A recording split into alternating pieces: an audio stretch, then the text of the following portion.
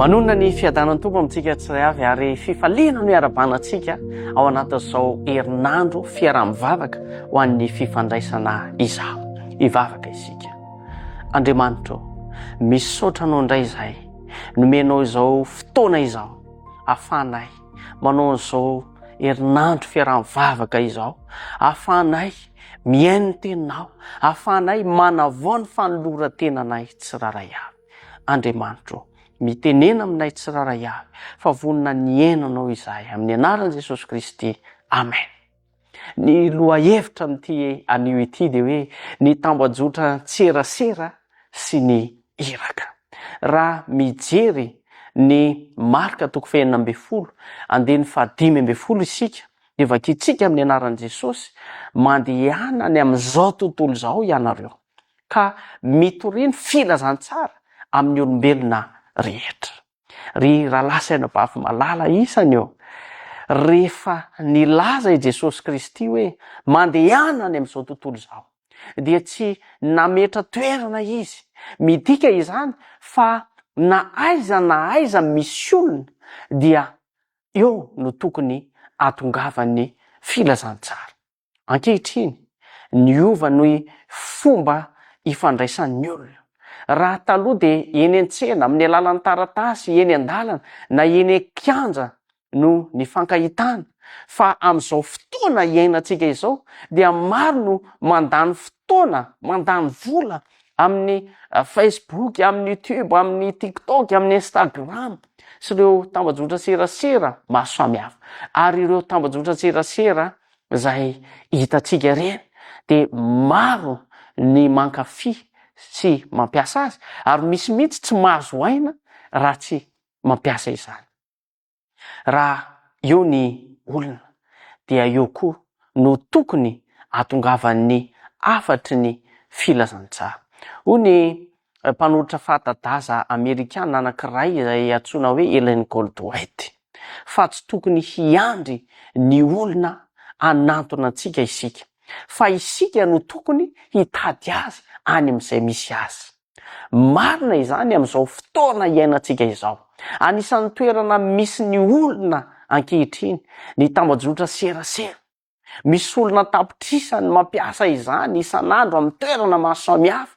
Midika izany fa sehatra lehibe omen'Andriamanitra antsika izy io mba hanatanterahana ny iraka. Ao amin'ny Apokalipsy 4:12 manao hoe dia milaza ny tenin'Andriamanitra hoe fa ny filazantsara dia hotoriana amin'ny firenena rehetra sy ny fokom-pirenena rehetra ary ny olona rehetra. Amin'izao vanim-potoana iainantsika izao, noho ny tambajotra serasera dia afaka tonga ao anatin'ny segondra vitsy any amin'ny olona, any amin'ny lavalon'izao tontolo izao, ny afatra iray zaraina. Raha lasaina bafy malala, tsy miova ny filazantsara. Raha ny fomba hitondrana azy no ny voatra. Jesosy nandeha nitety tanàna sy vohitra satria izay ny fomba hanatanterana sy nanatrarana ny olona tamin'izany fotoana izany. Raha eto amin'ny vanim-potoana misy antsika amin'izao taonjato faraka 20 izao, tsy isalasalana fa mampiasa ny fitaovana rehetra ahafahana manantona ny olona izy. Dia isika ihany koa mila ampiasantsika izany, izarana ny tenin'Andriamanitra ary antsoina isika hanao toy izany. Mety hijery, mety hisy teny hoe tsy mahay mitory aho, kanefa tsy voatery hanao toriteny lava ianao. Indrandray dia ampy ny mizara andinin-tsoratra masina iray. Mety ampy ihany koa ny manoratra hoe mbola tia anao Andriamanitra. Mety ho ampy ny mizara fijoroana vovolombelona momba izay nataon'ny Tompo teo amin'ny fiainanao. Zarao any amin'ny Facebooknao any. Tsaroantsika ilay lehilahy. Nosotrany Jesosy Kristy tsy nasainy nianatra teolojia izy fa hoy izy taminy: mody any an-tranonao ka lazao izay zavatra lehibe nataon'ny Tompo taminao. Izany tokoa no iraka omena antsika. Ry havana malala ao amin'ny Tompo. Hoy ny Korinthianina 2:10 andiny faharoapolo. Iraka solon'i Kristy izahay. Midika izany fa na eny amin'ny fiainana andavanandro, na eo amin'ny tambajotra serasera, dia solo-tenan'i Kristy isika. Koa rehefa manoratra isika, rehefa mizara sary isika, rehefa mandefa horonan-tsary na video isika, dia aoka anontany tena hoe anome voninahitra an'Andriamanitra ve izao zavatra zaraiko izao? Ampahery ny olona ve? Hitondra olona anakaiky an'i Jesosy ve izao? Atondra olona atahotra an'Andriamanitra ve izao zavatra zaraiko izao? Inona ny zavatra izay mentsika? Na asitsika reaction mialatsiny amin'ny teny baiko raha lasana bavy malala. Indrisy anefa fa matetika ny tambajotra serasera no feno fifamaliana any anaty commentaire any, feno fanakianana, teny mandratra ary vaovao mampisara-bazana. Fa isika kosa dia antsoin'i Kristy hitondra zavatra hafa. Aoka ny pejy ampiasaintsika ho feno fanantenana, ho feno fatahorana an'Andriamanitra. Aoka ny teny avoaka ny vavantsika ho feno fahasoavana. Aoka ny zavatra zaraintsika mba ampafantatra ny Jesosy amin'ny hafa. Hoy ny Korintianina voalohany 10:17. Na inona ataonareo dia ataovy voninahitr'Andriamanitra izany rehetra izany.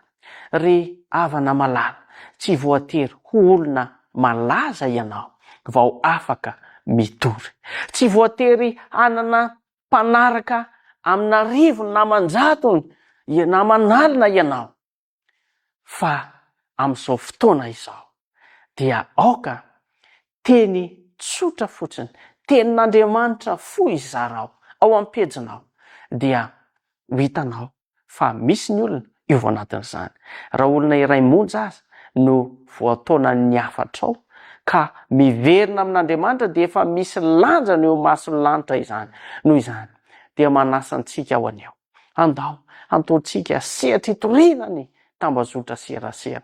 Andao hizara ny tenin'Andriamanitra isika, andao hizara fanantenana isika, andao hizara ny fitiavan'i Jesosy Kristy isika, ary isaky ny andefa zavatra isika dia aoka hivavaka hoe Tompo, ampiasao ity afatra ity mba hisy olona anantona anao.